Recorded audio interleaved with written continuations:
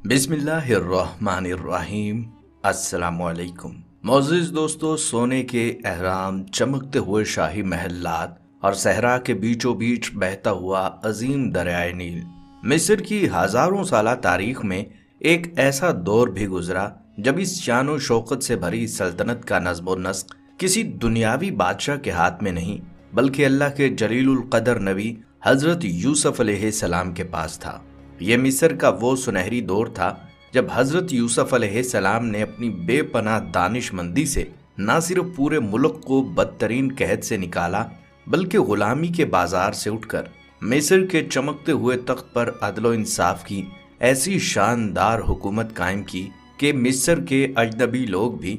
हजरत यूसुफ अलैहिस्सलाम के शहदाई हो गए। कायनात का आधा हुस्न रखने वाले इस प्यारे नबी की शान शौकत और रौब का ये आलम था कि शाही महलात से लेकर गरीबों की झोंपड़ियों तक हर दिल में यूसुफ अलैहिस्सलाम की मोहब्बत राज करती थी। लेकिन कुदरत का कानून अटल है और इस फानी दुनिया से हर इंसान को एक दिन यहाँ से रुखसत होना है। जब हजरत यूसुफ अलैहिस्सलाम अपनी जिंदगी के 110 बरस मुकम्मल करके बिस्तरे अलालत पर पहुंचे तो पूरे मिस्र के शाही दरबार से लेकर आम गलियों तक एक ऐसा उदासी का अंधेरा छा गया जिसने पूरे मुल्क को हिला कर रख दिया। ये दुनिया के सबसे हसीन नबी और मिस्र के उस अजीम फरमा रवा का आखिरी वक्त था जिसके सदमे ने मिस्र की हर आंख को अश्कबार कर दिया। मगर दास्तान का सबसे बड़ा और हैरत अंगेज मोड़ हजरत यूसुफ अलैहिस्सलाम की वफात के फौरन बाद आया, जब मिस्र की सरजमीन पर एक ऐसा अनोखा बहरान खड़ा हो गया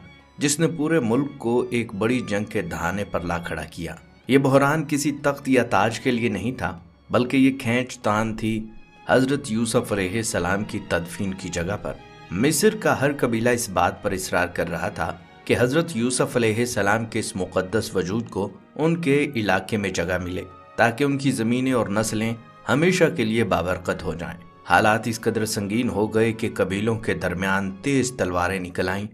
और लोग आपस में लड़ने मरने पर तैयार हो गए। इस नाजुक मोड़ पर मिस्र के दाना लोगों ने एक हैरत अंगेज फैसला किया जिसने सबको हैरान कर दिया। उन्होंने तय किया कि हजरत यूसुफ अलैहिस्सलाम को किसी एक कबीले की जमीन में दफन नहीं किया जाएगा बल्कि आपके जस्द मुबारक को संगे मरमर के एक वजनी ताबूत में बंद करके दरियाए नील की गहराइयों में उतार दिया जाएगा ताकि दरियाए नील का जो पानी पूरे मिस्र में बहता है वो मुल्क के हर कोने और हर इंसान तक हजरत यूसुफ अलैहिस्सलाम की बरकतें पहुंचाता रहे। लेकिन दूसरी तरफ खुद हजरत यूसुफ अलैहिस्सलाम ने रुखसत होने से कबल अपने खानदान को ये सख्त नसीहत की थी कि जब भी तुम लोग मिस्र की इस सरजमीन से हिजरत करोगे तो मेरा ताबूत यहीं नहीं छोड़ोगे बल्कि इसे अपने साथ ले जाओगे। ठीक 400 साल गुजरने के बाद हजरत मूसा अलैहिस्सलाम का जमाना आया और हजरत मूसा अलैहिस्सलाम बनी इसराइल को लेकर मिस्र से हिजरत करने लगे तो हजरत यूसुफ अलैहिस्सलाम की वही वसीयत उनके सामने आ गई।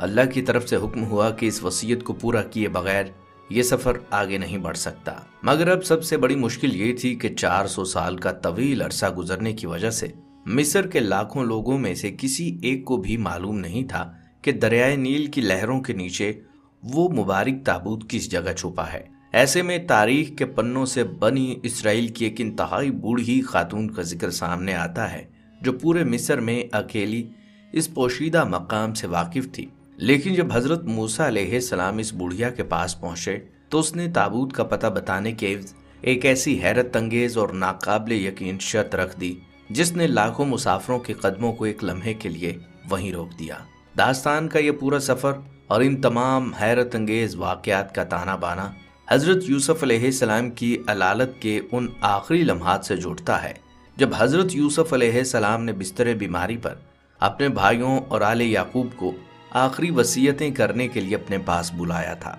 चुनाचा आले याकूब और हजरत यूसुफ अलैहिस्सलाम के तमाम भाई इस बिस्तरे इलालत के गिर्द जमा हो गए तो पूरे कमरे में एक गहरा सन्नाटा छा गया। हजरत यूसुफ अलैहिस्सलाम ने इन तमाम गमज़दा चेहरों पर निगाह डाली जो मिस्र की इस अजनबी सरजमीन पर अपने मुस्तकबिल को लेकर खौफजदा और परेशान थे, क्योंकि बनी इसराइल का इस पूरे मुल्क में वाहिद और सबसे बड़ा सहारा हजरत यूसुफ अलैहिस्सलाम ही थे। हजरत यूसुफ अलैहिस्सलाम ने अपने भाइयों के दिलों में इस कैफियत को اپنی نبوت کی بصیرت سے فوراً بھانپ لیا اور بستر بیماری سے اپنے کمزور ہاتھ اٹھا کر ان کو دلاسا دیتے ہوئے فرمایا، میرے پیارے بھائیوں، اب میرا وقت رخصت قریب ہے، لیکن میرے جانے کے بعد تم اس پردیس میں خود کو تنہا مت سمجھنا۔ اللہ تمہارا نگہبان ہے اور وہ تمہیں ایک نہ ایک دن اس دیش سے نکال کر دوبارہ تمہارے اصل وطن یعنی ارض مقدس قنان کی طرف لے جائے گا، جس کا وعدہ اللہ نے ہمارے دادا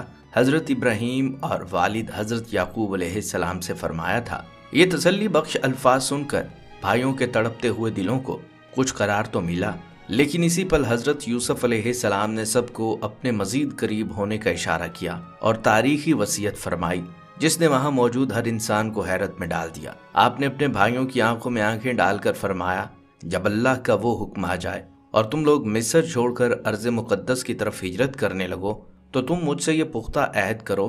کہ تم میرے اس جسد مبارک اور میرے اس تابوت کو اس پردیس میں اکیلا نہیں چھوڑ کر جاؤ گے۔ تم پر لازم ہے کہ تم میرا تابوت اپنے ساتھ یہاں سے اٹھاؤ گے اور ارض مقدس لے جا کر ہمارے آباء و اجداد کے پہلو میں دفن کر دو گے۔ یہ کوئی عام وصیت نہیں تھی، بلکہ یہ آنے والی صدیوں کی تاریخ کا وہ پہلا نقشہ تھا جو اللہ کے نبی اپنی دور اندیش نگاہوں سے دیکھ رہے تھے۔ بھائیوں نے زار و قطار ہوتے ہوئے اپنے نبی اور اپنے بھائی سے یہ پختہ وعدہ کیا کہ وہ اس وصیت کو اپنی جان دے کر بھی پورا کریں گے۔ جب حضرت یوسف علیہ السلام اپنے بھائیوں سے یہ پختہ عہد لے چکے تو وہ رقت آمیز گھڑی آن پہنچی جس کا ذکر مستند تفاسیر اور اسلامی تاریخ کی کتابوں میں ملتا ہے۔ اللہ کے جلیل القدر نبی حضرت یوسف علیہ السلام نے اپنے رخ مبارک کو آسمان کی طرف اٹھایا۔ آپ علیہ السلام کے چہرے پر ایک غیر معمولی نورانی چمک ابھری اور آپ کی زبان مبارک پر اللہ تعالیٰ کا شکر اور اپنے خالق حقیقی سے ملنے کی تڑپ جاری ہو گئی۔ مستند روایات کے مطابق زندگی کے آخری لمحات میں حضرت یوسف علیہ السلام نے اللہ کے حضور یہ دعا فرمائی تھی،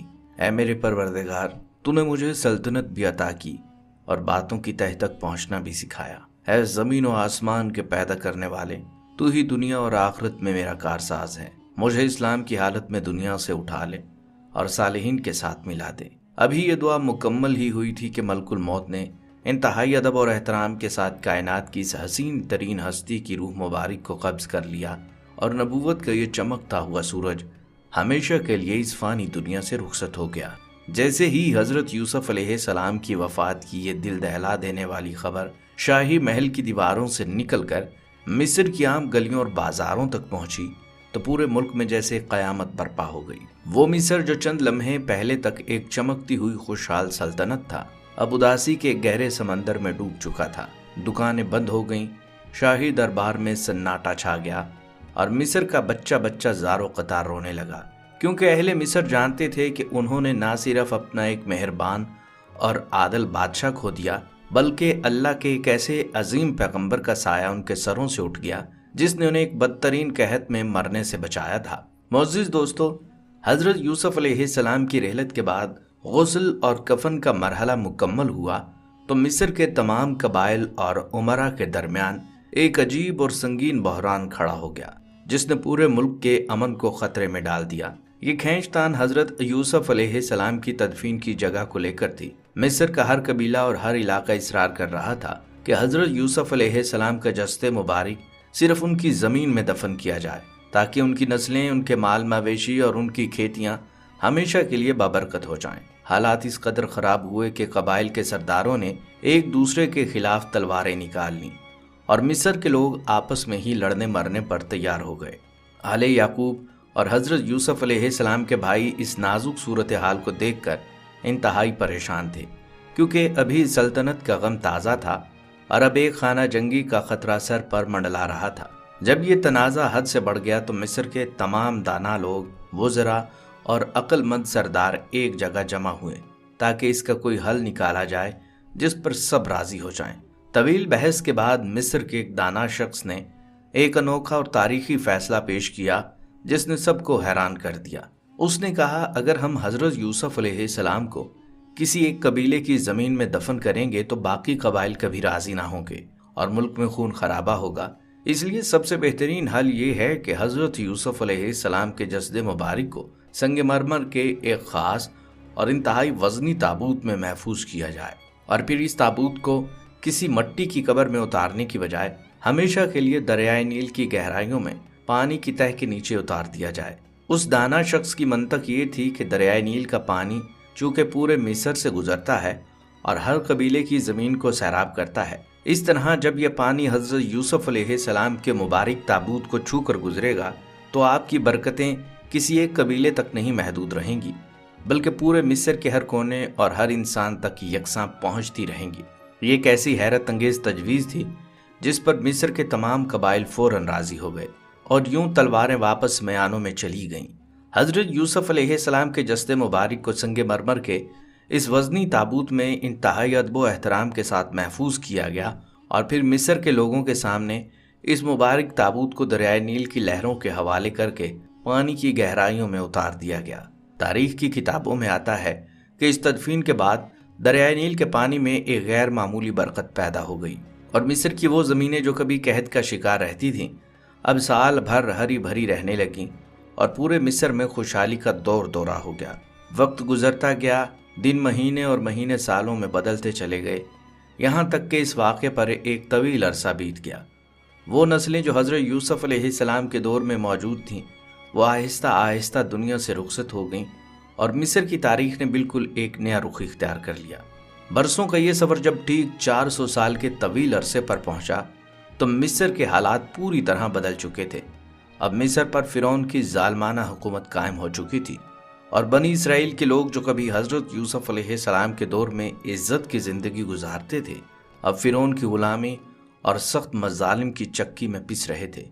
اسی تاریک دور میں اللہ رب العزت نے بنی اسرائیل کی نجات کے لیے اپنے ایک اور جلیل القدر نبی حضرت موسیٰ علیہ السلام کو مبعوث فرمایا۔ حضرت موسیٰ علیہ السلام نے فرعون کے دربار میں جا کر حق کی دعوت دی اور جب فرعون کی سرکشی حد سے بڑھ گئی تو اللہ تبارک و تعالیٰ کی طرف سے حضرت موسیٰ علیہ السلام کو یہ حکم ملا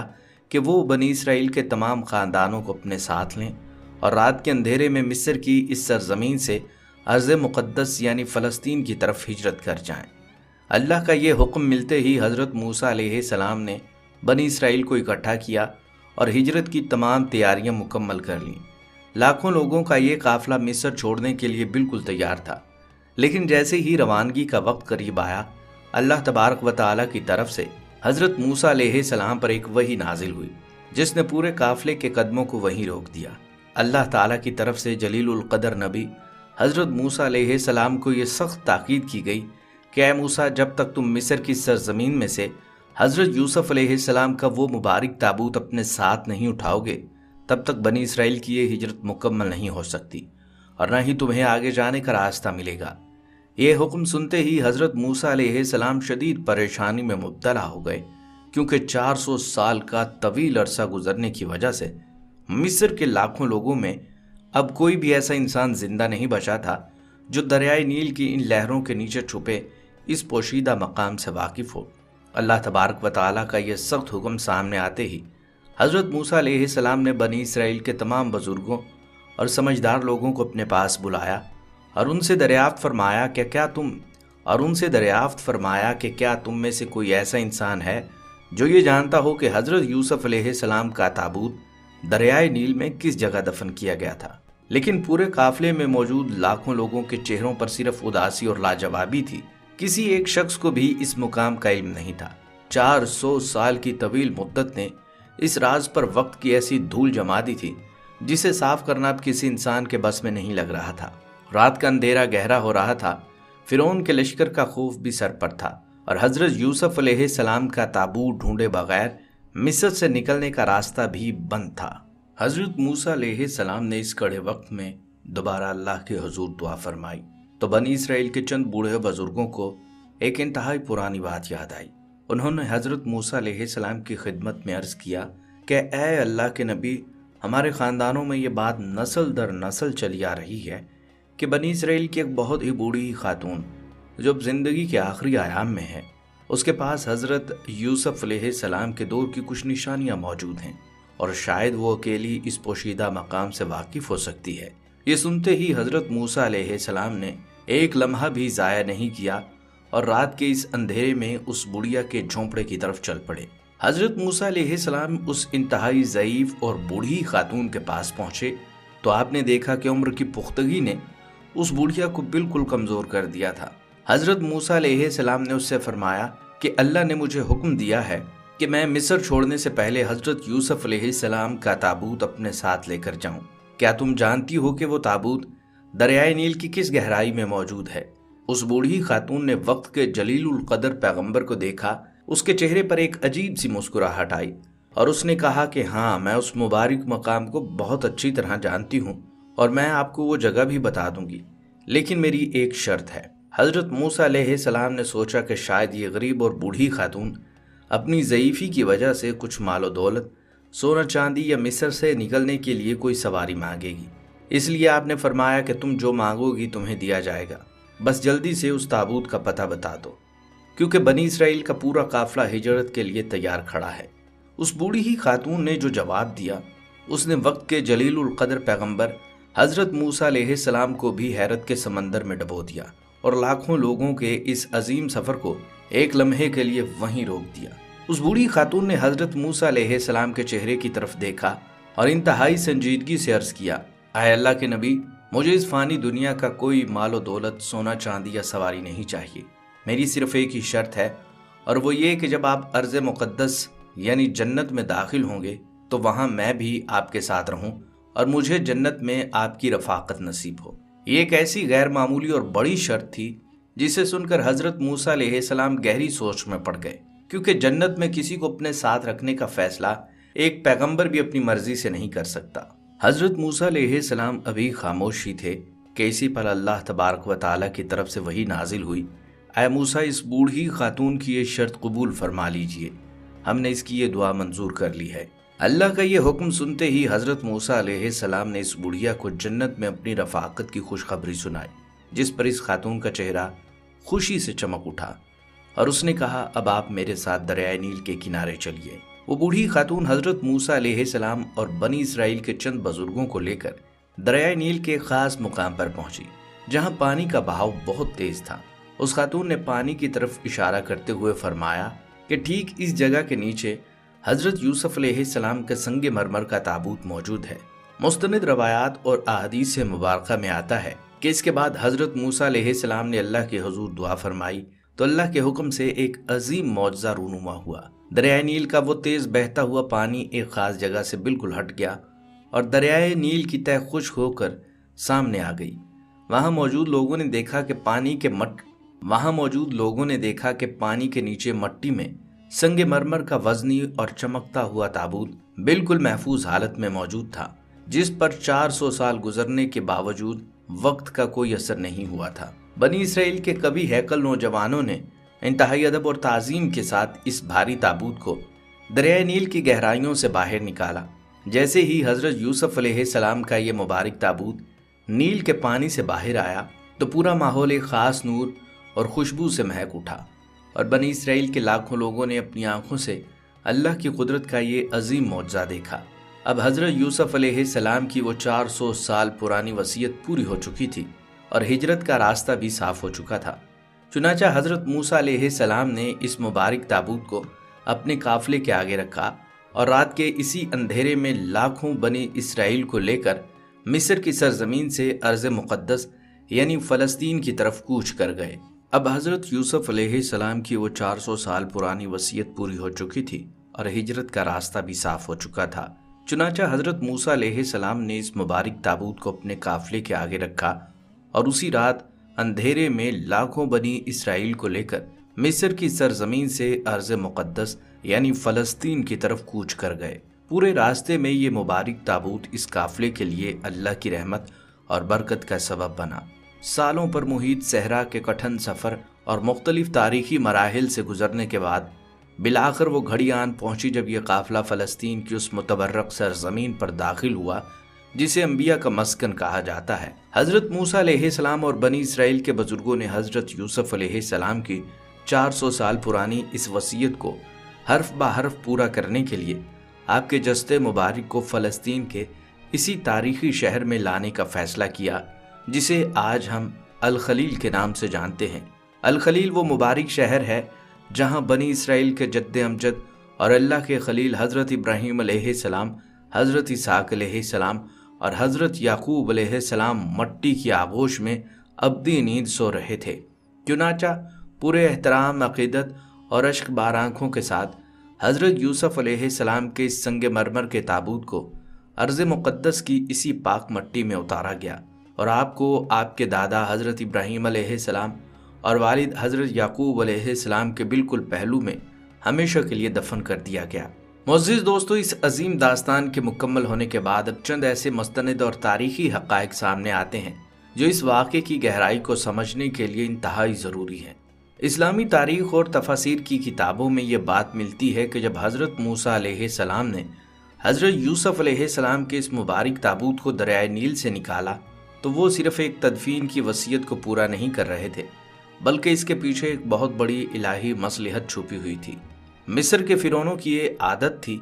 कि वो अपने दौर के अजीम लोगों और बादशाहों के मकबरों को अपनी इबादत गाहें बना लेते थे या उनकी मट्टी से जादू टूने के लिए बरक़ात हासिल करने की कोशिश करते थे। अल्लाह तबारक व तआला ये हरगिज़ नहीं चाहता था कि कायनात के इतने प्यारे और हसीन नबी हज़रत यूसुफ अलैहिस्सलाम का जस्द मुबारक हिजरत के बाद मुशरिक फ़िरौनों के रहमो करम पर मिस्र में अकेला रह जाए या आने वाले दिनों में लोग आपकी ख़बर मुबारक को माज़अल्लाह किसी गलत मकसद के लिए इस्तेमाल करें। यही वजह थी कि अल्लाह ने खुद वही के ज़रिए हज़रत मूसा अलैहिस्सलाम को ताकीद फरमाई कि मिस्र छोड़ने से पहले इस मुबारक वजूद को अपने साथ महफूज मुकाम पर मुंतकिल किया जाए। इस वाक़े से जुड़ी दूसरी सबसे अहम और इल्मी मालूमात ये हैं कि जिस बूढ़ी खातून ने हज़रत मूसा अलैहिस्सलाम को इस ताबूत का पता बताया था, मुस्तनद रवायात के मुताबिक उसका नाम सरीह बिनते आशिर था, जो हज़रत यूसुफ अलैहिस्सलाम की सगी भतीजी यानी आपके भाई आशिर की बेटी थी। यही वजह थी कि 400 साल गुजरने के बावजूद उनके ख़ानदान में ये राज बिल्कुल दुरुस्त हालत में महफूज रहा कि ताबूत को दरियाए नील की किस गहराई में उतारा गया था। और उलमाए कराम इस बात पर मुत्तफिक हैं कि उनकी ये शर्त कि मैं जन्नत में आपके साथ रहूंगी, इस बात की दलील है कि बनी इसराइल के लोग दुनियावी मालो दौलत से ज़्यादा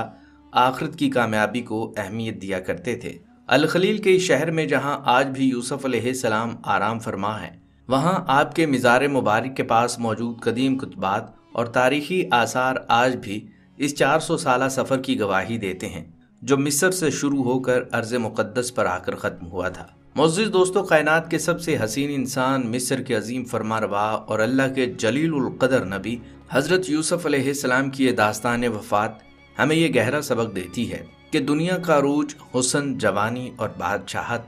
और इक़्तिदार सब कुछ फ़ानी है और एक दिन हर इंसान को अपने खालिक़ हकीकी के पास लौट कर जाना है। बाकी रहने वाली ज़ात सिर्फ़ और सिर्फ अल्लाह रब्बुल इज़्ज़त की है। हज़रत यूसुफ अलैहिस्सलाम की ज़िंदगी का आगाज़